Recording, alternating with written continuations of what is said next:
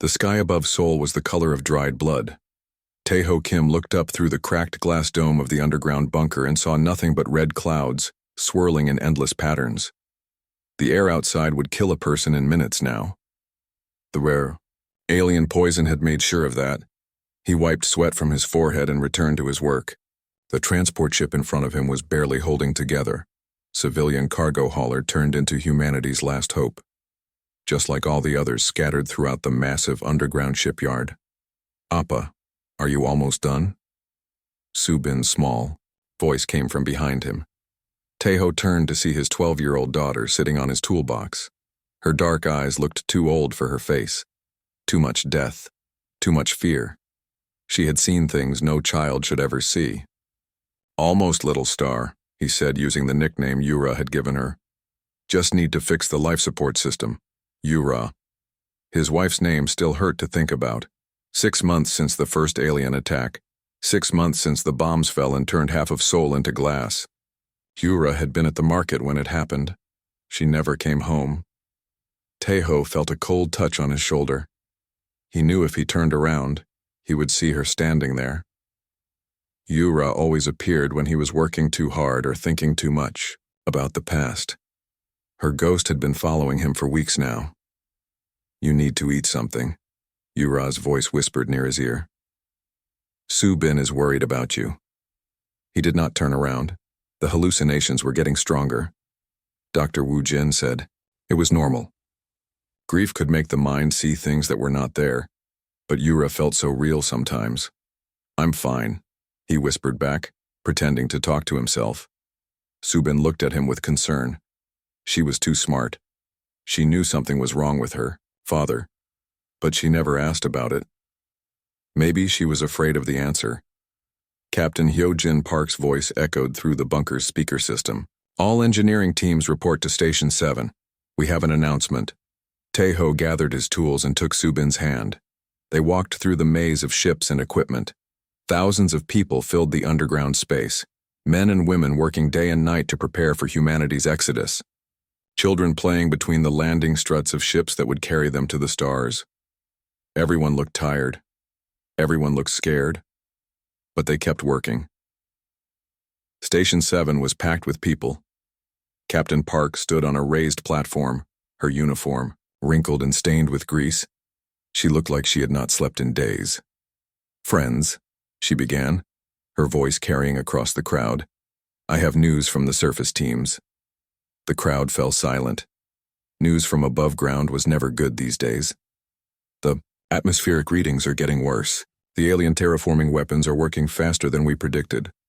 We have 72 hours before the air becomes completely toxic. Even our filters will not work anymore." Murmurs of fear rippled through the crowd. Subin squeezed Tae-ho's hand tighter. "But we are ready," Captain Park continued, her voice growing stronger.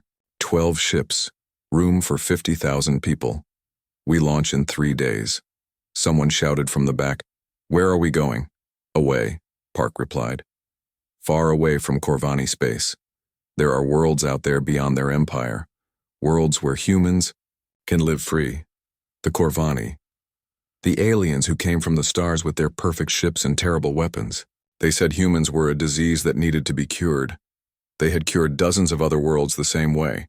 Complete sterilization." "I need volunteers," Park said. "Engineers who can work on the ships during the journey. People who can keep us alive in space." Tae-ho raised his hand before he could think about it. Subin looked up at him with worry. "Why, Appa?" she asked. Before he could answer, Yura's voice came from beside him. "Because he needs to stay busy. Because idle hands give the mind too much time to remember." Tae-ho looked to his right. Yura stood there in her favorite blue dress, the one she wore on their first date. Her face was pale but smiling. Other people walked right through her without noticing. "You're not real," he whispered. "Does it matter?" Yura replied. "I'm here when you need me." Subin was staring at the same spot where Tae-ho saw his wife. The girl's eyes widened slightly. "Do you see her too?" Tae-ho asked quietly. Subin nodded slowly. Mama looked sad. A chill ran down Tae-ho's spine. His daughter could see Yura too. This was not just grief hallucinations anymore. This was something else. Captain Park was still talking about the journey ahead, the dangers they would face, the hope for a new world. But Tai-Ho was barely listening. His wife's ghost was becoming more real, not less. And now Subin could see. Her too. What's happening to us, he asked Yura. I don't know, she replied. But I think it started when the aliens poisoned our world. Something changed. Something in the air or the water or maybe in us. The crowd began to break up as people returned to their work. Only 3 days left on Earth. 3 days to finish preparations for humanity's greatest journey. Tai-Ho and Subin walked back to their assigned ship. It was called the New Dawn, though it looked more like a flying scrap heap. But it would carry them and 4,000 other refugees to safety, if they were lucky. Will Mama come with us to space? Subin asked as they climbed aboard. Yura appeared, beside them again, walking up the ship's ramp as if she belonged there. I'll try, little star, Yura's ghost said. I'll try to stay close to you and your father. Subin smiled for the first time in weeks. I can hear her, Appa. Mama says she'll try to come with us. Tai-Ho felt tears in his eyes. His wife was dead. He had seen her body in the hospital morgue. But somehow, part of her was still here, still trying to take care of their family. Around them, the bunker buzzed with activity. Families loading precious belongings onto ships, engineers making final repairs, children saying goodbye to the only world they had ever known. In 72 hours, humanity would take its first steps into the galaxy. They would leave behind their poisoned Earth and search for a new home among the stars. But they would not go alone. The dead, it seemed, were coming with them. As night fell over the underground shipyard, Tai-Ho worked late into the darkness. Subin slept curled up in a corner, using his jacket as a blanket, and Yura sat beside her daughter, humming the lullaby she used to sing. Tomorrow would bring more work, more preparations, more fear about the unknown journey ahead. But tonight, for just a few hours, Tai-Ho felt like his family was together again, even if part of it existed only in the space between life and death. The ghost of his wife kept watch over them both, her love stronger than the alien poison that had stolen her life. And deep in his heart, Tai-Ho began to believe that maybe, just maybe, death was not the end of everything. Maybe it was just the beginning of something new. 3 weeks in space felt like 3 years to Tai-Ho. The stars outside the ship's windows never changed, just endless black dotted with tiny lights that seemed too far away to ever reach. The refugee fleet moved through hyperspace like a school of metal fish, 12 ships carrying the last humans from Earth. Captain Park's voice came over the communication system every morning with updates. Everything was going according to plan, she always said. But Tai-Ho knew better. He could hear the worry in her voice. The trouble started on day 21. Tai-Ho was in the engine room checking the fusion reactor when the alarms began screaming. Red lights flashed everywhere. The ship shuddered like a sick animal. Emergency in engineering, came the announcement. All qualified personnel report, immediately. Tai-Ho ran through the corridors. Other crew members pushed past him, their faces tight with fear. In space, engine problems meant death. There was nowhere to go if the ship stopped working. Dr. Wu Jin met him at the engine room door. His old friend looked pale and worried. The main reactor is failing, Wu Jin said. Captain Park says you're the only one who might be able to fix it. Tai-Ho felt his stomach drop. The fusion reactor was the heart of the ship. Without it, they would lose power, heat, and life support. 4,000 people would die slowly in the cold darkness of space. I'll need to go inside the reactor chamber, Tai-Ho said. It's dangerous, but it's the only way. I'm going with you, Wu Jin replied. Someone needs to monitor your vital signs. They put on radiation suits and entered the reactor chamber. The air hummed with deadly energy. Tai-Ho could feel the power flowing through the walls like blood through veins. But something was wrong. The plasma conduits were cracked. Coolant was leaking everywhere.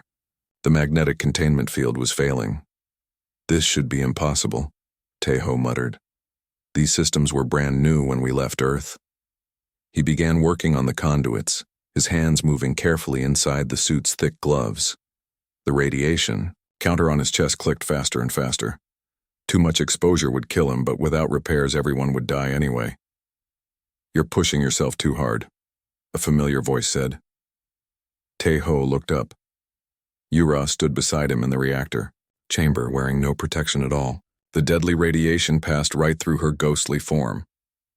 "Remember when you used to come home late from the lab?" Yura continued. "I would wait up for you, worried that you were working too hard. You never listened to me then either." "You're not real," Tae-ho whispered, focusing on the conduit repair. "Then why are you talking to me?" Yura asked with a sad smile. Dr. Woojin's voice crackled through the suit radio. "Tae-ho, who are you talking to?" Tae-ho realized he had been speaking out loud. His friend could hear him having a conversation with empty air. But Yura felt so real. She looked so alive. "Nobody," Tae-ho lied. "Just thinking out loud," he continued, working, but his hands were shaking now. The plasma conduit was more damaged than he thought. This repair should take a team of engineers several days. He was trying to do it alone in a few hours. "Let me help," Yura said. She reached out and touched his hands through the suit gloves. Tae-ho felt a strange tingling sensation. His hands steadied. His fingers moved with impossible precision. The repair work that should have been difficult became easy. The tools seemed to know exactly where to go. The plasma conduit sealed itself perfectly. The coolant leak stopped. "How did I do that?" Tae-ho asked. "I don't know," Yura replied. "But something is changing. Something about the way we exist now." They finished the reactor repairs in half the time it should have taken. The ship's power came back online. The life support systems resumed. Normal operation, 4,000 lives were saved. But Tae-ho felt more confused than ever.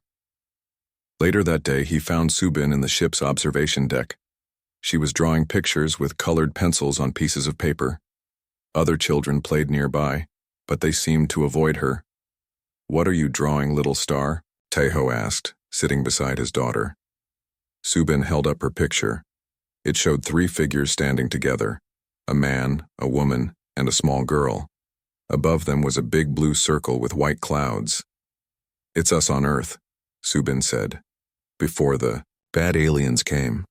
Tae-ho noticed that the woman in the picture was slightly transparent, drawn with lighter strokes than the other 2 figures. "The other kids think I'm weird," Subin continued. "They say I talk to myself too much." "What do you tell them?" "I tell them I'm talking to Mama, but they can't see her like we can." An elderly woman approached them. Her name was Mi Young, and she was one of the oldest refugees on the ship. She had kind eyes and gray hair that she kept in a neat bun. "May I sit with you?" Mi Young asked. Subin nodded. The old woman lowered herself carefully onto the bench. "I couldn't help but notice your drawing," Mi Young said. "It's very beautiful." "Thank you," Subin replied. "My grandmother used to tell me stories about spirits," Mi Young continued. "She said that sometimes when people love each other very much, death cannot completely separate them." Tae-ho looked at the old woman with surprise. "You believe in ghosts?" "I believe in love," Mi Young replied. "And love is stronger than people think." She looked directly at the spot where Yura usually appeared. "I see her too, child. Your wife is still with you." Tae-ho felt his heart skip. "You can see Yura?" "Not clearly like you can," Mi Young admitted. "But I can sense her presence, and I'm not the only one." She gestured toward other families in the observation deck. "Look around you. See how many people are talking quietly to empty spaces. Notice how many children draw pictures with extra figures that shouldn't be there." Tae-ho looked more carefully. She was right. Throughout the ship, people were having conversations with invisible companions. Parents comforting children who spoke to people only they could see. "What's happening to us?" Tae-ho asked. "Something wonderful," Mi Young replied. "Something that the aliens who destroyed our world could never understand." Yura appeared beside them, her form more solid than usual. She looked directly at Mi Young and smiled. "Thank you for watching over them," Yura said. Mi-young nodded as if she could hear every word. It's my pleasure, dear one. That night, Tai-ho lay in his small bunk and stared at the ceiling. Subin slept in the bed across from him, clutching a stuffed animal that used to belong to Yura. His wife sat in the chair between their beds, keeping watch like she used to do when Subin was smaller and afraid of nightmares. I'm scared, Tai-ho whispered. Of what? Yura asked. Of losing my mind. Of these visions getting worse. Of not being able to take care of Subin. Yura leaned forward. You're not losing your mind, my love. You're finding something new. Something that might save us all. What do you mean? The ship's systems responded to you today in the reactor room. The repairs happened too easily. Too perfectly. Yura's eyes glowed with strange light. I think the boundary between life and death is getting thinner. And I think it's happening to all humans, not just us. Tai-ho closed his eyes and tried to sleep. But sleep was hard to find when the impossible was becoming normal. Outside his window, the stars continued their ancient dance. Somewhere among them was a new world where humans could live free. But first they had to figure out what they were becoming. The dead were not staying dead, and somehow, that might be humanity's greatest advantage in the dark galaxy ahead. The alarm that woke Tai-ho was different from the others. This one meant danger from outside the ship. Enemy contact. He rolled out of his bunk and grabbed his clothes. Subin was already awake, sitting up with wide, frightened eyes. What's happening? Appa? She asked. Before Tai-ho could answer, Captain Park's voice filled their small room through the communication system. All passengers remain calm. We have detected Corvani ships approaching our position. Prepare for emergency maneuvers. Corvani, the aliens who had poisoned Earth, were following them. Tai-ho felt his blood turn cold. He helped Subin get dressed quickly. They joined the crowds of people moving through the ship's corridors toward the emergency stations. Everyone looked scared, but tried to stay quiet for the children. Yura appeared, beside them as they walked. Her ghost form looked more worried than usual. 5 ships, she said. Big ones. They've been hunting us for days. How do you know that? Tai-ho asked quietly. I can feel them somehow, like shadows in my mind. They reached the main passenger area where families were gathering. Dr. Wu Jin found them in the crowd and sat beside them on one of the long benches. What? Do we know? Tai-ho asked his friend. Commander Jae-sung is leading the pursuit, Wu Jin replied. 5 heavy cruisers. Each one could destroy our entire fleet. The ship suddenly lurched to one side. People grabbed onto whatever they could find to keep from falling. Somewhere in the distance, Tai-ho could hear the engines straining. Captain Park's voice returned. We are preparing to scatter the fleet. Each ship will jump to different coordinates. Some of us may not see each other again. A woman nearby started crying. Her husband held her close and whispered comfort in her ear. Children pressed against their parents, sensing the fear in the adults around them. I don't want to be alone in space, Subin said. We won't be alone, Tai-ho promised. We have each other. And me, Yura added, though only Tai-ho and Subin could hear her. The ship shook again, harder this time. The lights flickered. Emergency power kicked in, casting everything in a red glow. Hyperspace jump in 30 seconds, came the announcement. Hold on to something secure. Tai-ho wrapped his arms around Subin. Dr. Wu Jin gripped the bench with both hands. All around them, families hugged each other tight. The jump felt like being turned inside out. Tai-ho's stomach flipped, his vision blurred. The world seemed to stretch and twist in impossible directions. Then everything went quiet. Jump complete, Captain Park announced. We are alone. Repeat, we are alone. But the relief lasted only minutes. New alarms started blaring. Different warnings this time. Hull, breach in Section 7. Emergency teams respond immediately. Life support failure in the aft compartments. Main engine offline. The emergency jump had damaged their ship badly. Tai-ho realized they were in serious trouble. Dr. Wu Jin was already moving toward the medical bay. I need to help with casualties. he said. Teho stood up too. I have to check the engines. Don't leave me, Appa, Subin said, grabbing his arm. Come with me then. We'll work together. They made their way through corridors filled with sparking wires and broken panels. The ship groaned around them like a wounded animal. The engine room was a disaster. Coolant pipes had burst. Control panels were dark. The fusion reactor was running on emergency power only. This is bad, Teho muttered. Really bad. He opened his toolkit and started working on the nearest damaged system. But there was so much broken equipment, too much for one person to fix. Yura appeared beside the main control panel. She looked more solid than ever before, almost like a real person. The life support system is failing, she said. People are going to start getting sick from bad air. I know, Teho replied, working frantically on the broken pipes. But I can't fix everything at once. Subin was helping by holding tools and pointing out damaged areas. She was being very brave, but Teho could see the fear in her eyes. Mama, Subin said suddenly, can you help us like you helped Appa before? Yura looked at her daughter with love and sadness. I'll try, little star, but I'm not sure how this works yet. She reached out toward the control panel. Her ghostly hand touched the broken circuits. Sparks flew, but they were different sparks. Blue instead of yellow. Cool instead of hot. The panel flickered and came back to life. Teho stared in amazement. How did you do that? I don't know, Yura admitted. It feels like I'm connected to the ship's system somehow. Like the electricity recognizes something in me. Try the life support controls, Teho suggested. Yura moved to another panel. When she touched it, the air circulation systems hummed back to normal operation. Fresh, clean air began flowing through the ship again. Working together, the living engineer and his ghost wife began repairing system after system. It should have taken days. Instead, they finished in hours.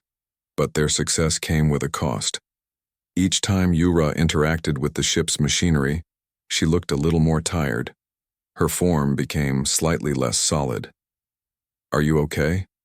Subin asked. I'm fine, Yura said, but her voice sounded weaker. Just tired. By the time they finished the repairs, the ship was running normally again. 4,000 lives had been saved. But Teho was worried about what the effort had cost his wife's spirit. That night, as they rested in their quarters, Subin fell asleep quickly. The day's stress had exhausted her small body. Yura sat beside her daughter's bed, looking pale and translucent. You're fading, Teho observed quietly. Maybe, Yura admitted. Using that much energy was difficult. I'm not sure what I am anymore. You're still my wife, still Subin's mother. Am I, or am I just an echo of who I used to be? Teho reached out toward her. His hand passed through her arm, but he felt a slight coolness where they should have touched. I don't care what you are, he said. I'm just grateful you're still here. Yura smiled sadly. I love you both so much. That love is what keeps me here. But I don't know how long I can stay. Then we'll make the most of the time we have. Outside their small window, space stretched endlessly in all directions. No other ships were visible. They were truly alone now, separated from the rest of humanity by vast distances. But they were alive. Their ship was working, and somehow, impossibly, their family was still together. Where are we going now? Subin asked sleepily. Teho looked at the navigation display. They were heading toward an unknown star system at the edge of explored space, a place where aliens had never been, a place where humans might find safety. Home, he said. We're going to find a new home. Yura's ghost nodded and continued watching over her sleeping daughter. Even in death, even as a fading spirit, she would protect her family as long as she could. The stars ahead held mysteries and dangers, but they also held hope, and for the first time since leaving Earth, Teho believed they might actually survive this journey. Commander Jae-sung and his Corvani hunters were still out there somewhere, searching for the scattered human ships. But they had underestimated something important. They had never fought an enemy who refused to let death stop them. The battle for humanity's survival was just beginning, and the dead would fight alongside the living until the very end. 2 months had passed since they escaped the Corvani hunters. The ship drifted through an asteroid field, hiding among the floating rocks while Tai-ho made repairs to their damaged communication system. The work was delicate. One wrong move could destroy their only way to contact other human ships. But staying hidden was getting harder every day. Food supplies were running low. People were getting sick from too much stress and too little hope. Tai-ho worked carefully on the communication array, his tools floating beside him in the zero-gravity maintenance bay. Subin watched from the doorway, no longer the scared child she had been months ago. Space had made her grow up fast. "There," Tai-ho said, connecting the final wire. "Let's see if this works." He activated the system. Static filled the room, then slowly cleared. Voices began coming through from across space, but these were not normal radio signals. "Jinwoo, are you listening? It's your father. I know you can hear me." "Mom, the baby is crying again. What should I do?" "Please, someone answer. I don't know how to fix the water recycler." Tai-ho frowned. The voices sounded like they were coming from inside the ship, not from other vessels in space. "Appa," Subin said quietly. "Those people are talking to dead family members." She was right. As Tai-ho listened more carefully, he realized what he was hearing. Living refugees throughout their ship were having conversations with invisible companions, just like he talked to Yura. "How many people can see ghosts?" he asked. "Lots," Subin replied. "Mama says it's happening on all the ships." Yura appeared beside them, her form flickering like a bad television signal. "The communication array is picking up more than radio waves," she explained. "It's detecting the connections between the living and the dead." "That's impossible," Tai-ho said. 6 months ago you would have said talking to your dead wife was impossible too," Yura pointed out with a gentle smile. Dr. Woo Jin's voice came over the ship's intercom system. "Tai-ho, please report to Medical Bay 7. We have a situation." Tai-ho and Subin made their way through the ship's corridors. They passed families huddled together, some of them clearly talking to people who were not visible. Children pointed at empty spaces and asked questions. Adults whispered to the air and waited for answers. Medical Bay 7 was crowded with people. Dr. Woo Jin stood at the center looking tired and confused. Elder Mi Young sat nearby, her calm presence helping to keep everyone peaceful. "What's the situation?" Tai-ho asked. "I've been running tests on people who claim to see deceased family members," Woo Jin explained. "The results are very strange." He showed Tai-ho a medical scanner display. "These are brain scans from affected individuals. Look at the patterns in the quantum field region." The display showed waves of energy that pulsed in complex rhythms. "It looks like their brains are connecting to some kind of network," Woo Jin continued. "Something that exists outside normal space." "A network of the dead?" Tai-ho asked. "Maybe. Or maybe a network of human consciousness that continues after physical death." Elder Mi Young spoke up from her chair. "My grandmother would have called it the spirit world, the place where souls go after the body dies." "But how is it possible for us to contact this place?" Dr. Woo Jin asked. "Extreme trauma," Mi Young replied. "Losing our entire world. Watching our loved ones die. Sometimes great pain can open doors that are usually closed." Subin tugged on Tai-ho's sleeve.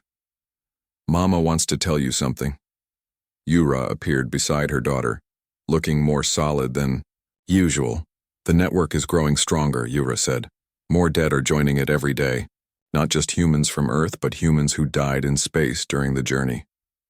"Can they all communicate with the living?" Tai-ho asked. "Some can. The ones with strong emotional connections to people still alive." A young woman in the medical bay suddenly gasped. She was staring at an empty corner of the room with tears in her eyes. "Grandmother," she whispered. "Is that really you?" An elderly man nearby started crying. My son? I can see my son. He's telling me the other ships are safe. Dr. Wu Jin watched this with fascination. It's like they're all tuning into the same frequency. That's exactly what it is, Yura confirmed.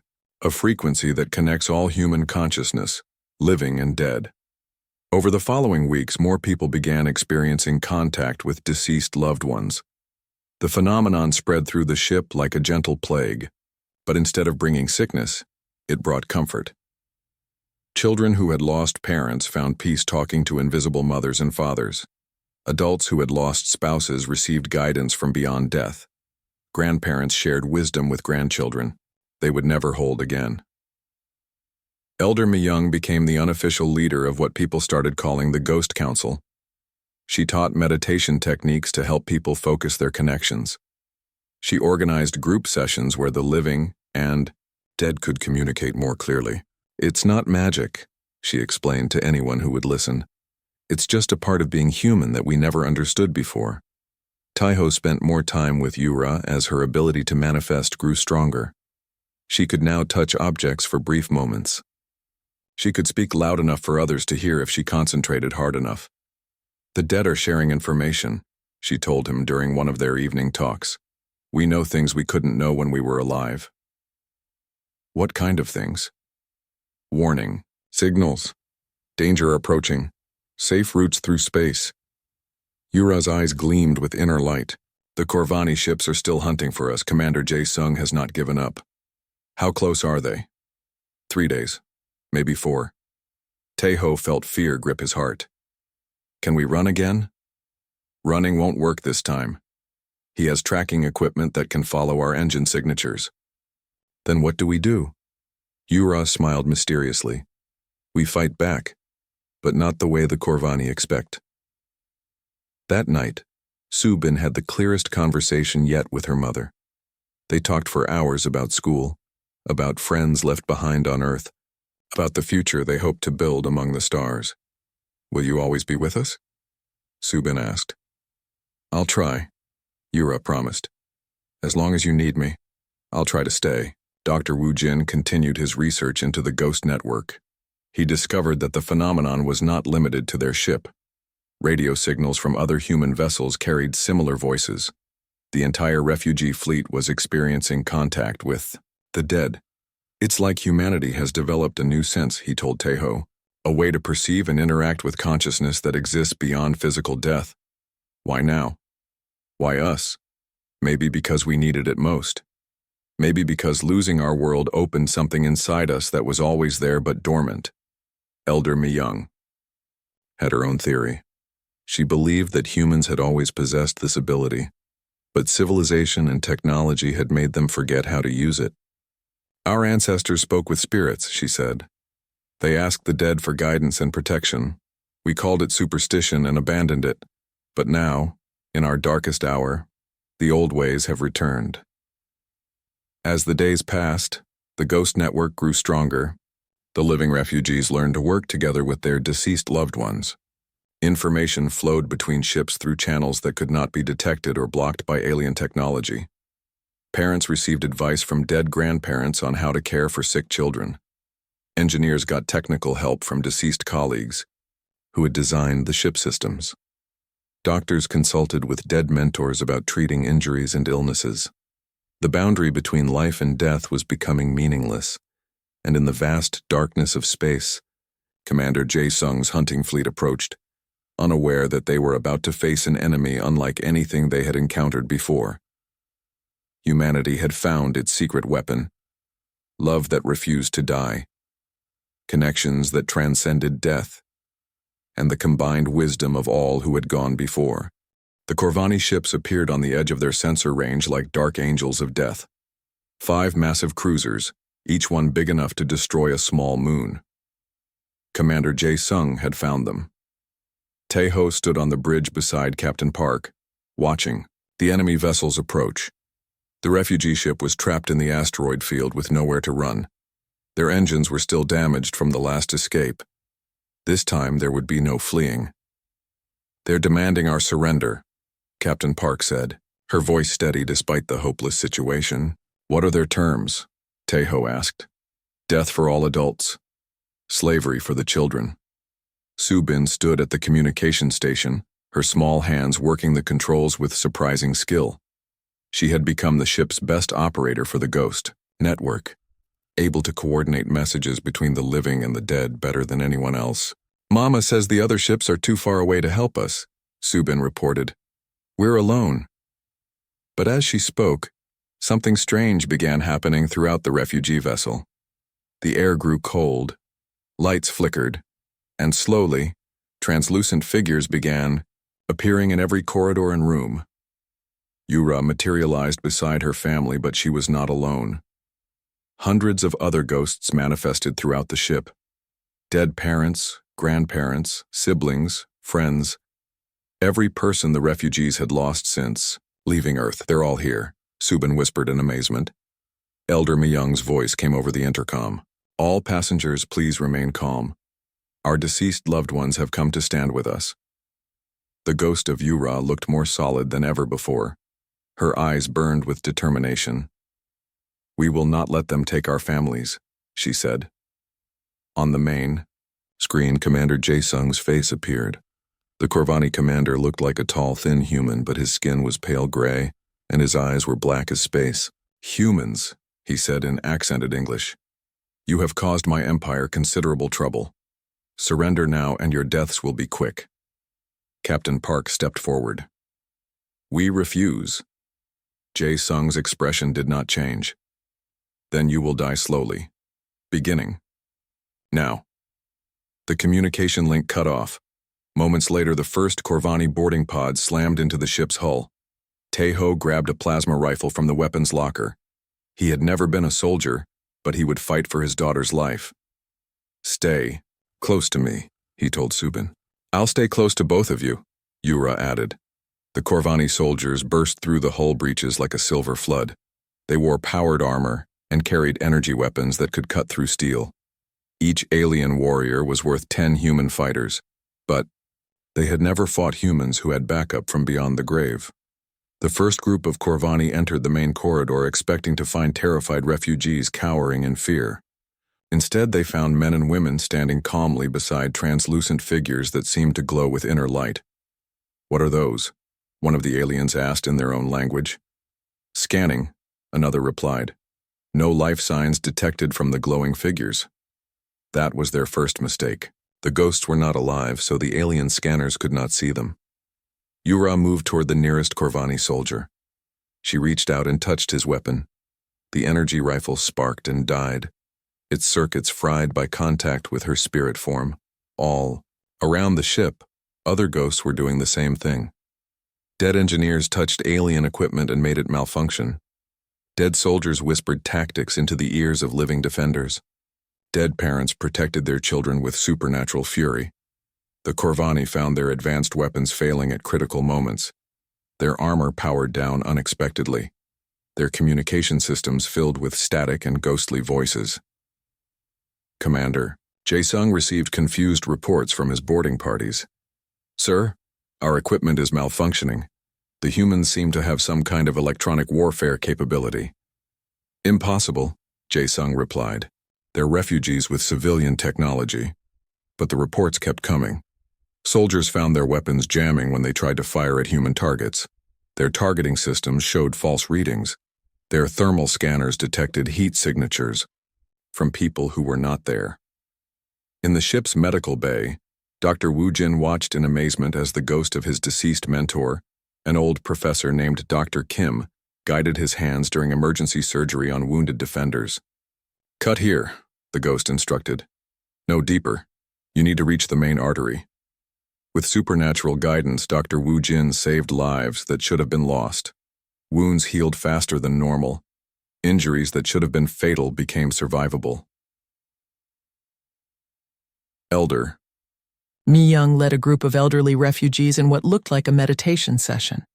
But their concentrated minds were actually coordinating the ghost network, directing the spirits to where they were needed most. "The enemy commander is in section 12, she announced. "Guide our people there." Subin worked at her communication station, relaying messages between the living and the dead faster than any computer could process information. Grandfather Lee says there are more enemies coming through the aft cargo bay, she reported. Aunt Janae is warning about soldiers near the engine room. The battle raged through the ship's corridors. Human refugees, most of them civilians with no military training, fought beside the spirits of their loved ones against professional alien warriors. And incredibly, the humans were winning. Commander Jae-sung became more frustrated with each passing hour. His forces were taking heavy casualties while the human defenders seemed to anticipate every attack. How are they doing this? He demanded of his tactical officer. Unknown, sir. Our sensors detect massive quantum field disturbances throughout their ship, but we cannot identify the source. Then destroy the ship from orbit. End this. But when Jae-sung tried to order the orbital bombardment, his own ship's weapon systems began malfunctioning. The ghosts had learned to leave the refugee vessel and interfere with Corvani equipment directly. Yura appeared on the bridge of Jae-sung's flagship, invisible to the alien crew, but clearly visible to Tai-ho through their communication link. Their ships use biological computer systems, Yura reported. The quantum fields from our network are confusing their living circuits. Can you disable their weapons? Tai-ho asked. We're trying, but it takes a lot of energy. Throughout the refugee ship, the ghosts were growing fainter as they used more of their spiritual energy to fight the invaders, but they did not stop. They could not stop while their families were in danger. The final phase of the battle took place in the ship's main hangar. Commander Jae-sung himself led the last assault, determined to kill the human leadership personally. Captain Park and her remaining defenders made their stand there, backs against the wall, ammunition running low. But they were not alone. Hundreds of ghosts filled the hangar, creating a wall of spiritual energy between the living humans and their enemies. Yura stood at the center, her form blazing like a star. You cannot defeat us, she called out to the alien commander. We are already dead. What more can you do to us? Jae-sung raised his weapon, but T would not fire. The ghost network had infiltrated every piece of Corvani technology on the ship. Retreat, he ordered his remaining soldiers. Back to the ships, the Corvani forces withdrew, leaving behind their dead and wounded. But their troubles were not over. The ghost network had infected their fleet's computer systems. Ships began experiencing random failures. Navigation systems showed false readings. Life support fluctuated. From his command chair, Jae-sung watched, his mighty fleet falling apart around him. What are these humans, he whispered. His tactical officer had no answer. The Corvani had conquered dozens of worlds, but they had never encountered anything like this. With 2 of his 5 ships now completely disabled, Jae-sung made the decision that would haunt him for the rest of his life. Ignore the retreat, he ordered. All ships returned to base. The remaining Corvani vessels limped away into hyperspace, leaving the human refugees victorious. But victory came at a price. Throughout the ship, the ghosts began to fade. The energy they had spent fighting the aliens had weakened their connection to the physical world. Yura looked pale and translucent as she approached Tai-ho and Subin in the aftermath of battle. We did it, she whispered, her voice barely audible. Your ship is safe. At what cost? Tai-ho asked, seeing how weak she had become. We'll recover, Yura promised. We just need time to rest. Captain Park's voice echoed through the ship. All stations report. Casualty count and damage assessment. The numbers were better than anyone had dared hope. Fewer than 100 humans had been killed or seriously wounded. The ship's systems were damaged, but repairable. Against impossible odds, they had survived. Doctor. Woo Jin found Tai-ho in the main corridor, staring at the scorch marks left by alien weapons.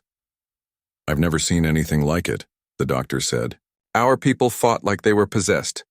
Maybe they were, Tai-ho replied. Possessed by love, by the refusal to give up. As the hours passed, word of the victory spread to other refugee ships through the Ghost Network. Humanity's first military success against the Corvani became a symbol of hope across the scattered fleet. But Jae-sung was already sending messages back to the Corvani High Command. His report would change everything. The humans possess abilities we did not anticipate, he transmitted. Recommend immediate extermination protocols before they can develop further. Use of full battle fleets advised. The war for humanity's survival had just begun. But now the aliens knew they were fighting more than just flesh and blood. 6 months after the battle with Commander Jae-sung, Taeho stood on a hill overlooking New Seoul. The human colony spread out below him like a dream made real. Streets full of children playing, markets where families bought food grown in alien soil, schools where teachers shared knowledge from both the living and the dead. The world they had found was beautiful. 2 suns painted the sky in shades of gold and orange. Purple grass grew in endless fields. Crystal formations created natural cities where humans built their new homes. Subin ran up the hill toward him, no longer the frightened child who had fled Earth. At 13 years old, she had become something new, something the galaxy had never seen before. "Appa, the council wants to see you," she said, slightly out of breath. "Which council?" Taeho asked. "The living one or the ghost council?"